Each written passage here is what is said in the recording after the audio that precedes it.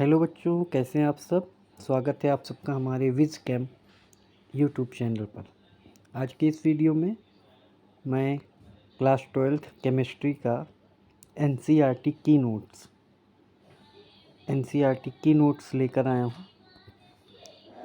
NCERT की notes chapter alcohol, phenol और ether से। और उसमें पहला टॉपिक हम क्या लेंगे? एल्कोहल्स लेंगे। कौन सा टॉपिक लेंगे?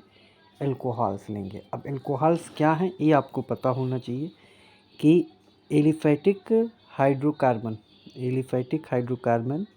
मीन्स एल्केन, जैसे RH, ठीक है। एल्केन यानी RH में से एक या एक से अधिक H को निकाल दिया जाए और उसकी जगह पर OH को ऐड कर दिया जाए तो हमें मिलेगा क्या? ROH, और इसी को कहते हैं एल्कोहल। यानी एलिफैटिक हाइड्रोकार्बन के हाइड्रॉक्सिल व्युत्पन्न को एल्कोहल कहते हैं, ठीक है। तो RH होता है alkane. Alkane means aliphatic hydrocarbon. Alkane में से H को निकाल दिया जाए और उसकी जगह पर OH को ऐड कर दिया जाए तो क्या बन जाएगा? ROH यानी एल्कोहल, ठीक है। तो ये तो हो गई डिफिनेशन, ठीक है, कि एलिफैटिक हाइड्रोकार्बन यानी एल्केन के हाइड्रॉक्सिल व्युत्पन्न को हम लोग एल्कोहल कहते हैं, ठीक है। अब एल्कोहल आगे हम पढ़ेंगे।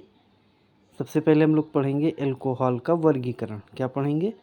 एल्कोहल का वर्गीकरण। ये देखेंगे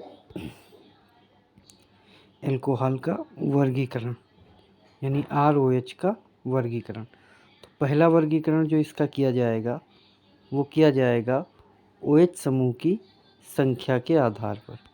किसके आधार पर? OH समूह की संख्या के आधार पर। OH समूह की संख्या के आधार पर एल्कोहल को हम 3 कैटेगरी में बांट सकते हैं, 3 प्रकार में बांट सकते हैं। पहला मोनोहाइड्रिक एल्कोहल, मतलब मोनो का मतलब होता एक, यानी ऐसा एल्कोहल जिसमें OH समूह की संख्या एक हो। जैसे ये देखिए CH3CH2OH, जिसमें एक ही OH है, तो ये मोनोहाइड्रिक एल्कोहल हुआ।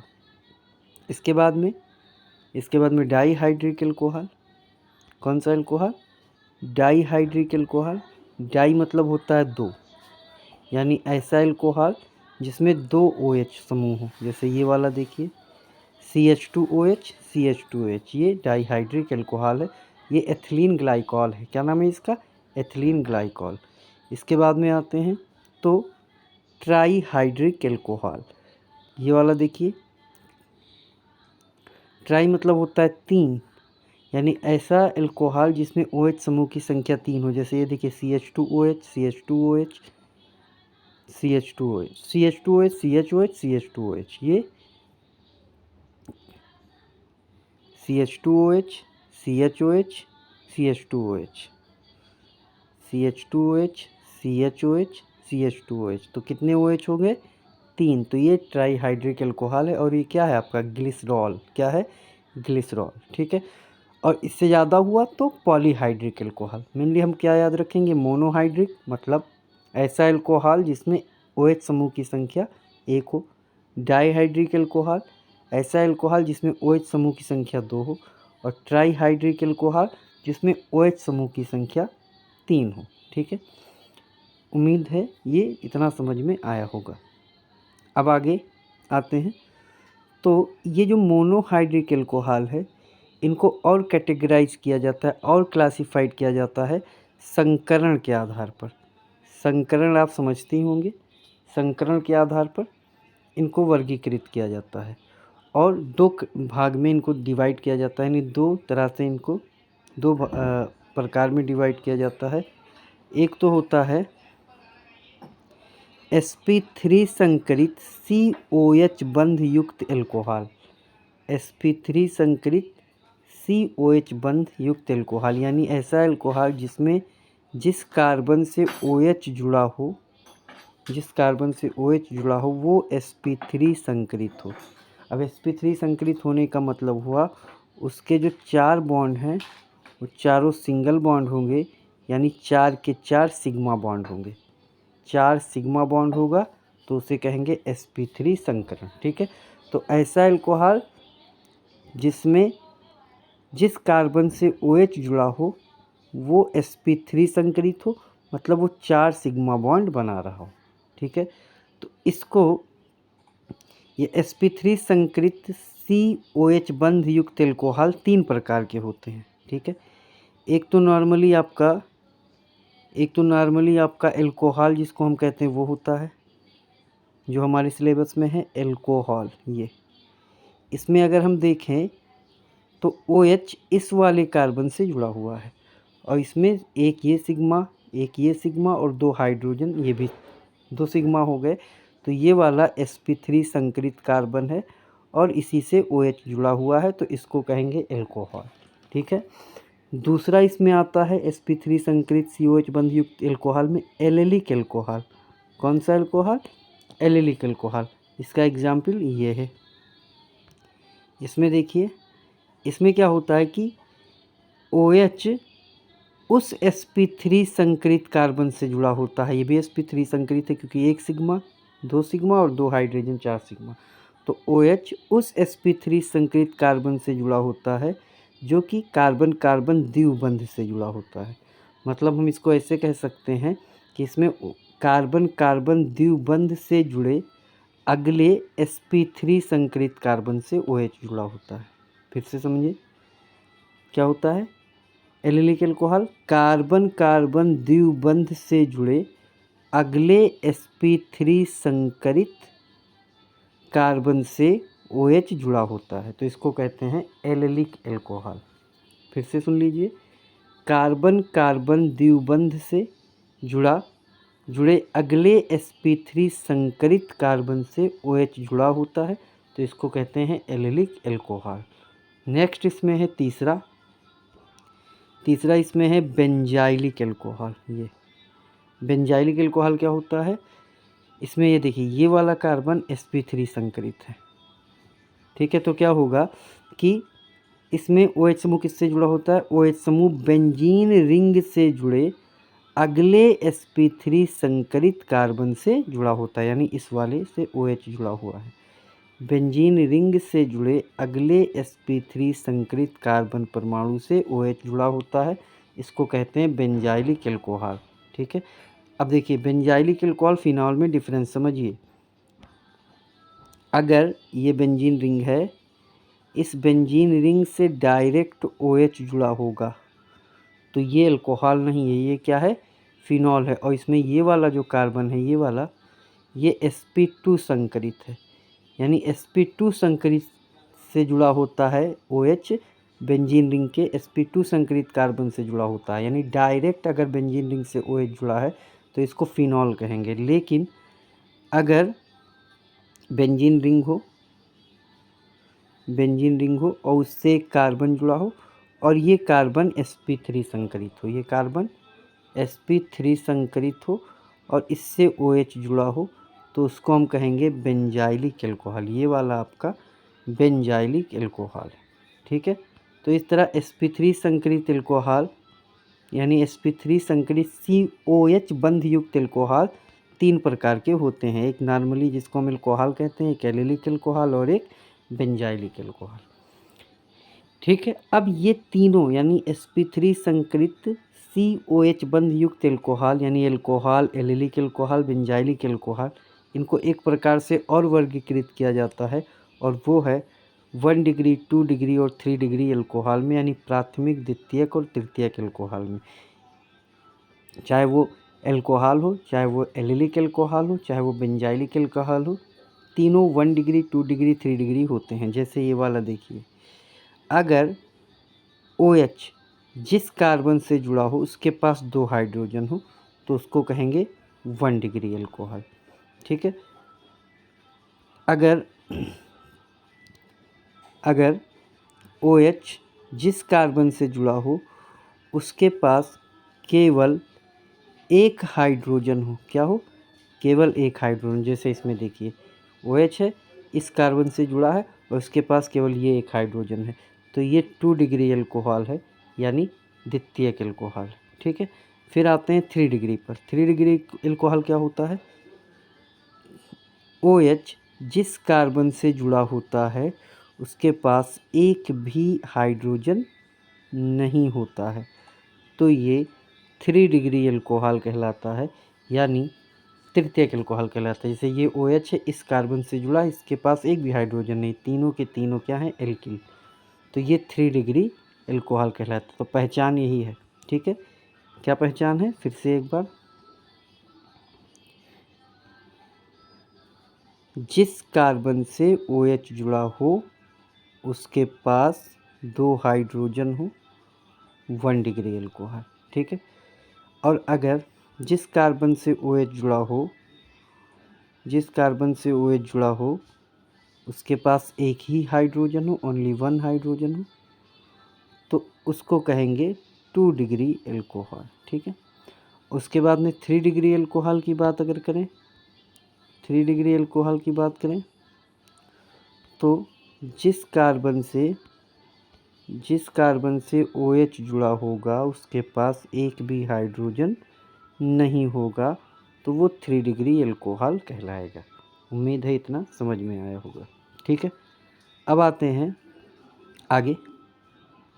आगे क्या है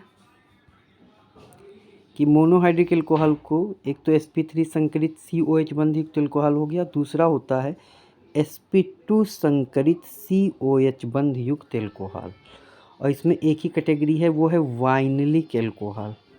वाइनिलिक एल्कोहल होता है, इसमें क्या होता है कि OH समूह कार्बन कार्बन द्विबंध के sp2 संकरित कार्बन से जुड़ा होता है।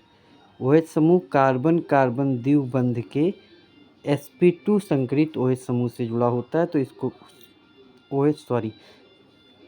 OH समूह कार्बन कार्बन द्विबंध के sp2 संकरित कार्बन से जुड़ा होता है, तो इसको कहेंगे वाइनिलिक एल्कोहल, ठीक है। फिर से समझ लीजिए, ये कार्बन है, ये कार्बन डबल बॉन्ड हो गया और इससे OH जुड़ा है।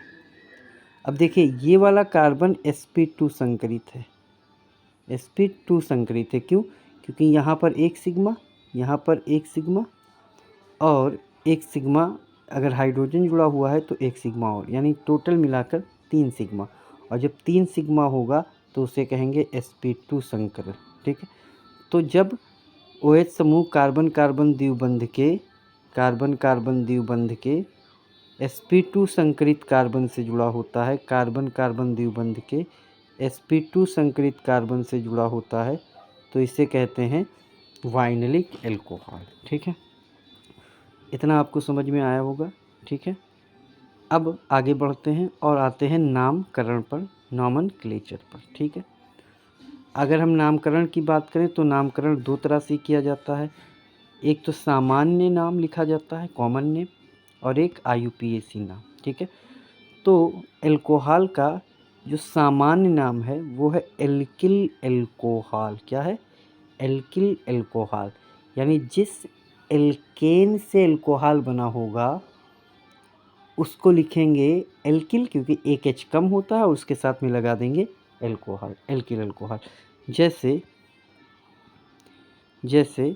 ये CH3OH है, CH3OH है।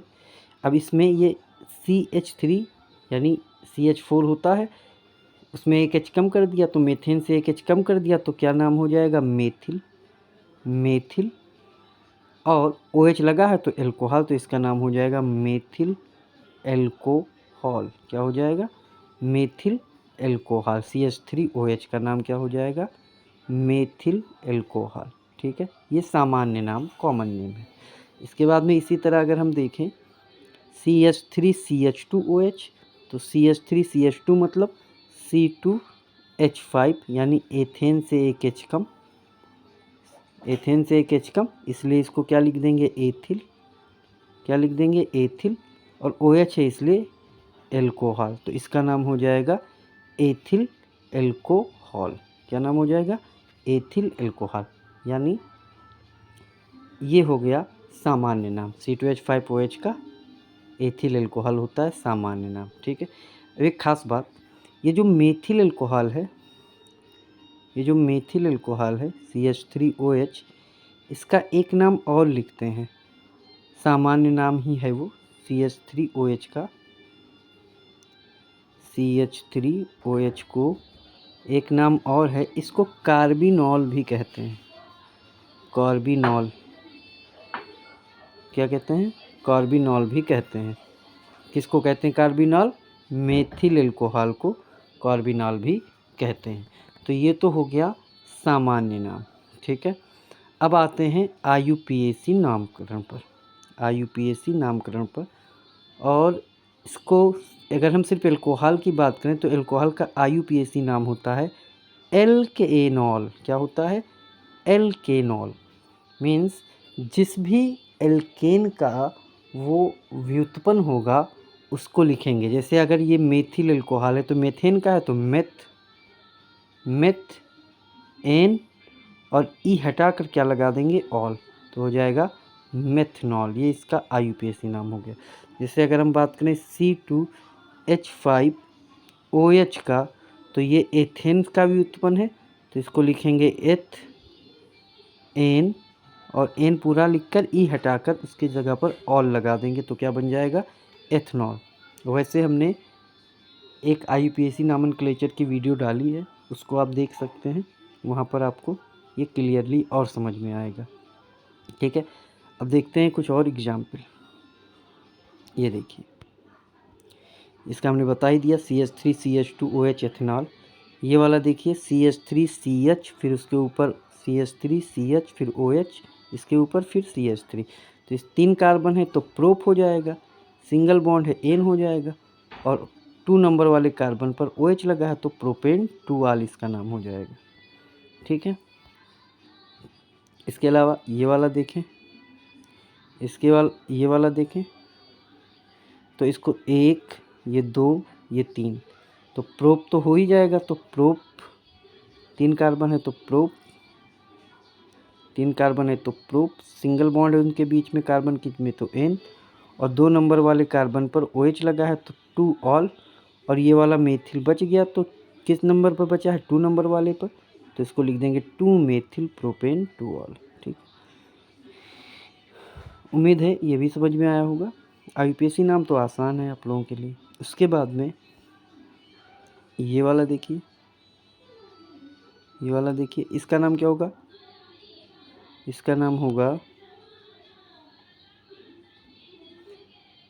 इसका नाम देखिए, अब इसमें क्या लिखा है? CH3CH2 CH, फिर उसके ऊपर CH3, फिर CH2, और इससे जुड़ा OH। काउंटिंग कहाँ से करेंगे? जिस कार्बन से OH लगा, तो 1 2 3 4, 4 कार्बन मिल रहा है तो लिख देंगे ब्यूट, ठीक। सिंगल बॉन्ड है एन तो ब्यूट एन, 2 नंबर वाले, 2 नंबर पर नहीं, 2 नंबर पर मेथिल छूटा है तो यहाँ लगा देंगे 2 मेथिल, क्या लगा देंगे? 2 मेथिल, और ऑल लगा देंगे पीछे सफिक्स में, तो नाम हो जाएगा 2 मेथिल ब्यूटेनॉल। क्या हो जाएगा? 2 मेथिल ब्यूटेनॉल। ये देखिए लिखा है 2 मेथिल ब्यूटेनॉल इसका नाम, ठीक, 2 मेथिल ब्यूटेनॉल। अब ये तो हो गया क्लासिफिकेशन यानी वर्गीकरण और नॉमेनक्लेचर। अब आते हैं क्रियात्मक समूह की संरचना कैसी होती है। वेरी इंपॉर्टेंट है फॉर कॉम्पिटिटिव एग्जामिनेशन, यहाँ से क्वेश्चन बन जाएंगे, ठीक है। जैसे यहाँ पर देखिए ये कार्बन है,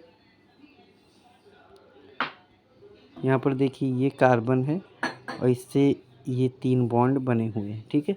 तो ये वाला कार्बन आपका sp3 संकरित होगा। कैसा होगा? sp3 संकरित। और अगर हम इस ऑक्सीजन को देखें तो ये भी 2 सिग्मा बॉन्ड और 2 लोन पेयर, तो 2 सिग्मा बॉन्ड 2 लोन पेयर है, तो यहाँ पर भी क्या करेंगे? sp3 संकरण। यानी कार्बन और ऑक्सीजन के बीच जो बॉन्ड है वो कार्बन के sp3 ऑर्बिटल और ऑक्सीजन के sp3 ऑर्बिटल के अतिव्यापन से बनता है, और ये सिग्मा बॉन्ड होता है। क्या कह रहे हैं? कार्बन और ऑक्सीजन के बीच का जो बॉन्ड है वो कार्बन के sp3 और ऑक्सीजन के sp3 ऑर्बिटल के अतिव्यापन से बनता है, और ये सिग्मा बॉन्ड होता है। अब अगर हम बात करें इस बॉन्ड की लेंथ, तो तो ये होती है 142 पिकोमीटर। कितना? 142 पिकोमीटर के आसपास। और ये जो OH बॉन्ड है इसकी बॉन्ड 96 पिकोमीटर के आसपास, 96 पिकोमीटर होता है। अब अगर हम बात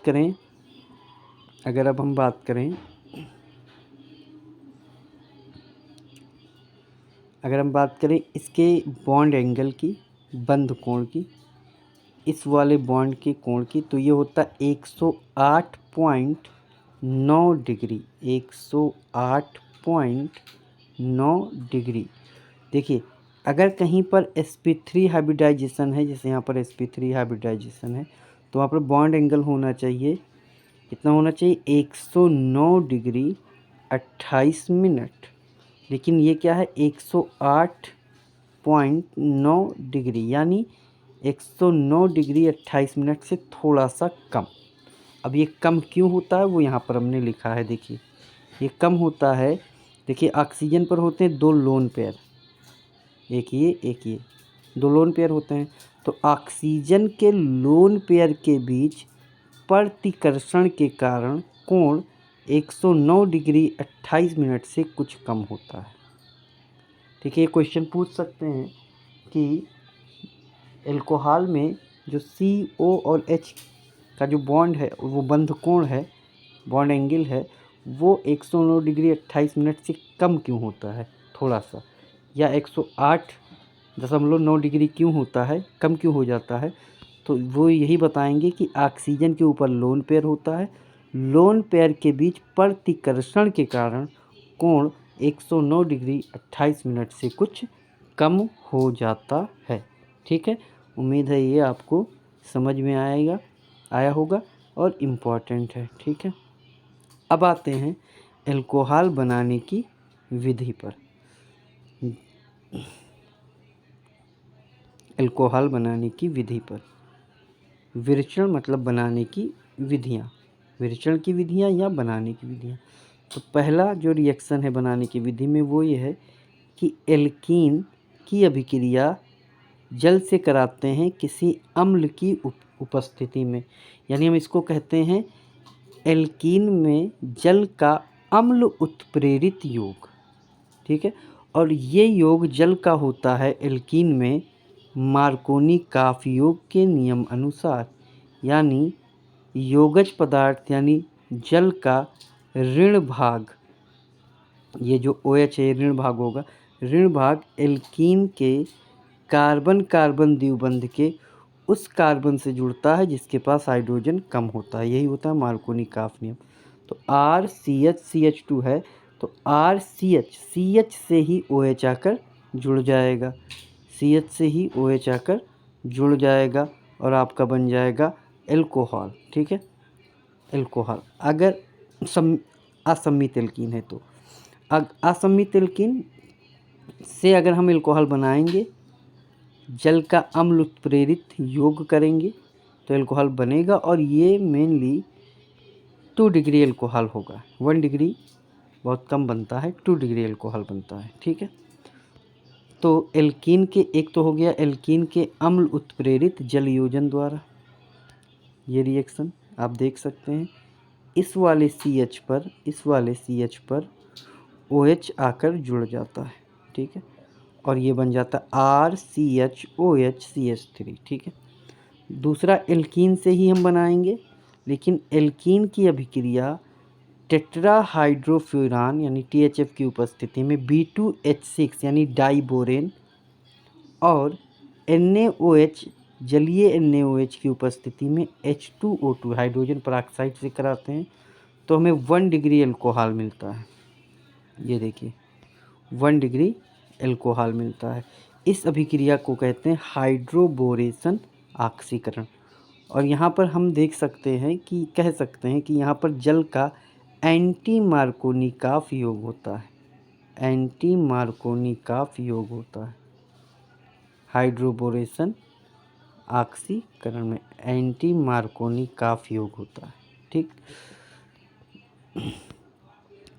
तीसरा अगर हम देखें तो ये रिएक्शन आप याद रखेंगे, लिखा हुआ देख लीजिए। तीसरा हम क्या करें, एल्डिहाइड का अपचयन।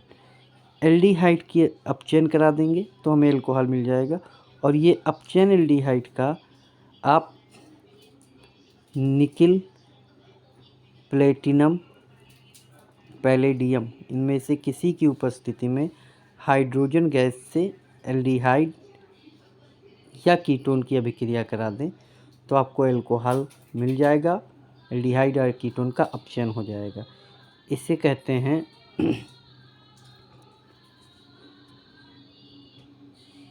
उत्प्रेरकीय हाइड्रोजनीकरण। क्या कहते हैं? उत्प्रेरकीय हाइड्रोजनीकरण। तो जैसे यहाँ पर देखिए, यहाँ पर देखेंगे तो हमने क्या किया, RC डबल बॉन्ड O और फिर H, इसका रिएक्शन करा रहे हैं हाइड्रोजन गैस से। प्रेजेंस कौन सा है? PD, PT या NI। तो क्या होगा, ये जो CO बॉन्ड है ये किस में कन्वर्ट हो जाएगा? CH2OH में। और हमें क्या मिल जाएगा? एल्कोहल। क्या मिल जाएगा? एल्कोहल। ठीक है, ये क्या मिल जाएगा? एल्कोहल। अगर हम कीटोन का करा दें RC डबल बॉन्ड OR, चाहे लिथियम एल्युमिनियम हाइड्राइड, चाहे sodium borohydride, lithium aluminium hydride या सोडियम बोरोहाइड्राइड, ये दोनों क्या होते हैं?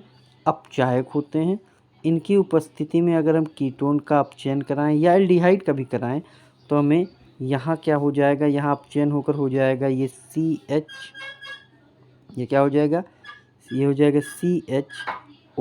क्या हो जाएगा? CHOH। ये तो RR अपनी जगह पर रहेगा ही। तो इससे हमें आपको क्या मिल जाएगा? इससे भी हमें एल्कोहल मिल जाएगा। और यहाँ कीटोन से हमें 2 डिग्री एल्कोहल मिलेगा। ये ध्यान रखेंगे, कीटोन से हमें 2 डिग्री एल्कोहल मिल जाएगा। अच्छा, इसी तरह हम कार्बोक्सिलिक अम्ल का भी अपचयन लिथियम एल्युमिनियम हाइड्राइड से करा सकते हैं। ये RCOOH है, कार्बोक्सिलिक अम्ल है। इसका भी अपचयन हम लिथियम एल्युमिनियम हाइड्राइड से करा देंगे तो हमें एल्कोहल मिल जाएगा। ठीक है, लिथियम एल्युमिनियम हाइड्राइड से ही कराएंगे, NaBH4 से नहीं कराएंगे। ठीक है, तो ये हमें मिल जाएगा। लिथियम एल्युमिनियम हाइड्राइड ही इसका अपचयन करेगा, NaBH4 नहीं कर पाएगा। किसका? कार्बोक्सिलिक अम्ल का। ठीक है, लेकिन चूँकि LiAlH4 एक महंगा अभिकर्मक है, ठीक है, तो इससे कार्बोक्सिलिक अम्ल का अपचयन करना एल्कोहल में महंगा पड़ेगा। तो इसके लिए दूसरा तरीका है। दूसरा तरीका क्या है? वो ये है, दूसरा तरीका ये है कि कार्बोक्सिलिक अम्ल की अभिक्रिया एल्कोहल से करा देते हैं तो एस्टर बन जाता है और इसको कहते हैं एस्टरीकरण। कार्बोक्सिलिक अम्ल की अभिक्रिया एल्कोहल से कराकर एस्टर बना लेते हैं और एस्टर का उत्प्रेरकीय हाइड्रोजनीकरण कर लेते हैं तो एल्कोहल बन जाता है। ठीक है, तो ये भी एक मेथड है। कार्बोक्सिलिक अम्ल का एस्टरीकरण कर लेंगे, एल्कोहल से अभिक्रिया कराकर एस्टर बनाएंगे और एस्टर का उत्प्रेरकीय हाइड्रोजनीकरण करके एल्कोहल बना लेंगे। तो ये भी कार्बोक्सिलिक अम्ल से एल्कोहल बनाने की एक विधि है, एक रिएक्शन है।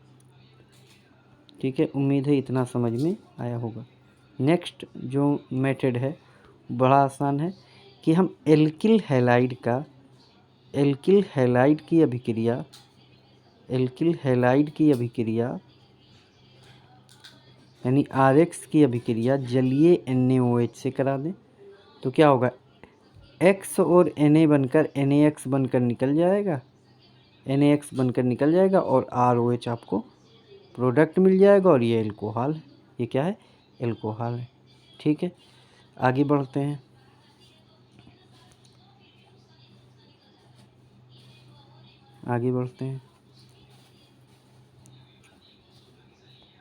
अब हम किससे बनाते हैं? ग्रिग्नार्ड अभिकर्मक से एल्कोहल बनाते हैं। ग्रिग्नार्ड अभिकर्मक क्या होता है? RMgX, एल्किल मैग्नीशियम हैलाइड, इसको कहते हैं ग्रिग्नार्ड अभिकर्मक या ग्रिग्नार्ड रिएजेंट, शॉर्ट फॉर्म में GR लिख देते हैं। इससे हम तीनों तरह के एल्कोहल बना सकते हैं, 1 डिग्री, 2 डिग्री और 3 डिग्री। कैसे? अगर इसी ग्रिग्नार्ड अभिकर्मक की अभिक्रिया फॉर्मेल्डिहाइड से कराया जाए तो हमें 1 डिग्री अल्कोहल मिलता है RCH2OH। ठीक है। अगर इसी ग्रिग्नार्ड अभिकर्मक की अभिक्रिया फॉर्मेल्डिहाइड को छोड़कर किसी अन्य एल्डिहाइड से कराएं, जैसे ये वाला किसी अन्य एल्डिहाइड से कराएं तो हमें 2 डिग्री अल्कोहल मिल जाता है। ठीक है, 2 डिग्री अल्कोहल मिल जाता है ये वाला। अगर इसी RMgX की अभिक्रिया हम कीटोन से कराएं, किससे कराएं? कीटोन से RC⋯OR तो हमें 3 डिग्री अल्कोहल मिल जाता है। यानी ये RC⋯OR ये कीटोन है, RMgX से रिएक्शन कराएंगे तो ये वाला अल्कोहल मिलेगा RCRR और ये वाला OH, तो ये 3 डिग्री अल्कोहल मिल जाता है। ठीक है, तो ये तो हो गए बनाने की विधियाँ, एकदम स्टार्ट में हमने आपको बता दिया। स्टार्ट में इसलिए क्योंकि ये हम क्या बता रहे हैं आपको, NCERT की नोट्स, यानी आपको रिवीजन के लिए आसानी हो। ठीक है, अब हम आते हैं भौतिक गुण पर, अल्कोहल के भौतिक गुण पर, फिजिकल प्रॉपर्टीज़ पर। तो देखते हैं एक एक करके सारे पॉइंट। पहला पॉइंट क्या है कि इनकी भौतिक अवस्था क्या होती है, भौतिक अवस्था फिजिकल स्टेट क्या होती है। तो जो निम्न अल्कोहल होते हैं, यानी छोटे अल्कोहल, यानी जिनका अणुभार कम होता है, मेनली C1 से C12 तक, यानी ऐसे अल्कोहल जिसमें कार्बन की संख्या 1 हो, 1 से 12 तक हो, तो वो द्रव होते हैं, यानी उनकी भौतिक अवस्था क्या होती है, द्रव होती है, लिक्विड होती है। क्या होती है? द्रव होती है, लिक्विड होती है, C1 से C12 तक, यानी निम्न अल्कोहल। लेकिन उच्च अल्कोहल यानी C12 से आगे के सदस्य वो गंधहीन ठोस होते हैं, गंधहीन ठोस होते हैं, गंधहीन ठोस होते हैं, यानी इनमें कोई गंध नहीं होती और ये ठोस होते हैं, लेकिन मोम जैसे ठोस हम कह सकते हैं, ठोस होते हैं लेकिन मोम जैसे ठोस। नेक्स्ट अगली बात करें तो विलयता की बात करें, तो तीसरा पॉइंट कि निम्न अल्कोहल जल में पूरी तरह से विलय होते हैं क्योंकि ये जल के साथ हाइड्रोजन बंध बना लेते हैं। यानी ऐसे अल्कोहल जिनका अणुभार कम होता है वो जल में पूरी तरह से घुल जाते हैं, पूरी तरह से घुलनशील होते हैं क्योंकि वो जल के साथ हाइड्रोजन बॉन्ड बना लेते हैं। हाइड्रोजन बॉन्ड को आपको हम दिखा देते हैं कैसे, जैसे यहाँ पर देखेंगे, ये देखें, ये अल्कोहल है, ये जल है, और ये वाला जो ऑक्सीजन है ये पार्शियल निगेटिव, और ये वाला जो हाइड्रोजन है ये पार्शियल पॉजिटिव। इनके बीच में क्या बन जाता है? हाइड्रोजन बॉन्ड बन जाता है, हाइड्रोजन बॉन्ड बन जाता है, और इसीलिए अल्कोहल जल में घुल जाते हैं। देख लीजिए, हाइड्रोजन बॉन्डिंग दिखा दिया हमने। नेक्स्ट अगला पॉइंट कि एल्किल समूह की जल विरोधी प्रकृति, यानी हाइड्रोफोबिक प्रकृति, हाइड्रोफोबिक प्रकृति, जल विरोधी प्रकृति मतलब हाइड्रोफोबिक प्रकृति किसकी? एल्किल समूह की, क्योंकि एल्किल समूह क्या होता है? हाइड्रोकार्बन, C होगा उसमें और H होगा, हाइड्रोकार्बन, और ये जल विरोधी यानी हाइड्रोफोबिक होता है, यानी ये जल से दूर भागता है। इसके कारण अणुभार बढ़ने पर इनकी जल में विलयता घटती है। ठीक है, मतलब जैसे जैसे अल्कोहल का अणुभार बढ़ेगा, इनकी जल में विलयता कम होती जाती है, क्योंकि जैसे जैसे अणुभार बढ़ेगा एल्किल समूह का आकार बढ़ेगा, और वो होते हैं हाइड्रोफोबिक, इसलिए वो जल से दूर भागेंगे, हाइड्रोजन बॉन्ड वीक होता जाएगा और जल में विलयता घटती जाएगी। ठीक है, उम्मीद है ये आपको पॉइंट समझ में आया होगा। नेक्स्ट आते हैं क्वथनांक की बात करते हैं। तो अल्कोहल के क्वथनांक संगत एल्केन और ईथर से उच्च होता है। संगत एल्केन और ईथर यानी ऐसे एल्केन, ऐसे ईथर जिनका अणुभार लगभग एल्कोहल के समान हो, एल्कोहल जितना ही हो, तो उनके तुलना में एल्कोहल का क्वथनांक ज़्यादा होता है।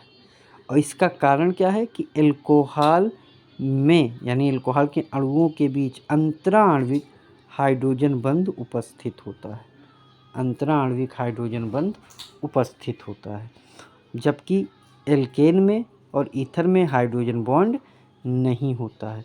इसलिए एल्कोहल का क्वथनांक संगत एल्केन और संगत ईथर से उच्च होता है। जैसे अगर हम बात करें एल्कोहल के अणुओं की, तो R, O और H, ठीक है। इसी तरह H, O, R लिख सकते हैं, दोनों एल्कोहल ही, इनके बीच में क्या हो जाएगा, हाइड्रोजन बॉन्ड बन जाएगा। इसलिए ये आपस में जुड़े रहेंगे, इनको दूर करने के लिए अधिक एनर्जी देनी पड़ेगी, इसलिए इनका क्वथनांक ज़्यादा होता है। क्वेश्चन आता है, क्वेश्चन क्या आता है, समझाइए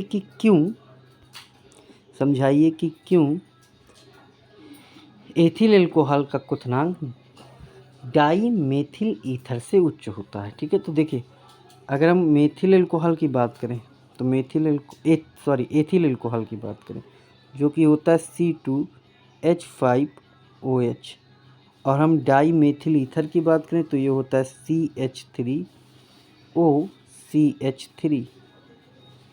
तो अगर हम देखें तो ये ईथर है और ये एल्कोहल है, लेकिन दोनों संगत हैं। संगत इसलिए क्योंकि इनका अणुभार दोनों का सेम ही है, क्योंकि कार्बन की संख्या सेम, हाइड्रोजन की संख्या सेम, ऑक्सीजन की संख्या सेम।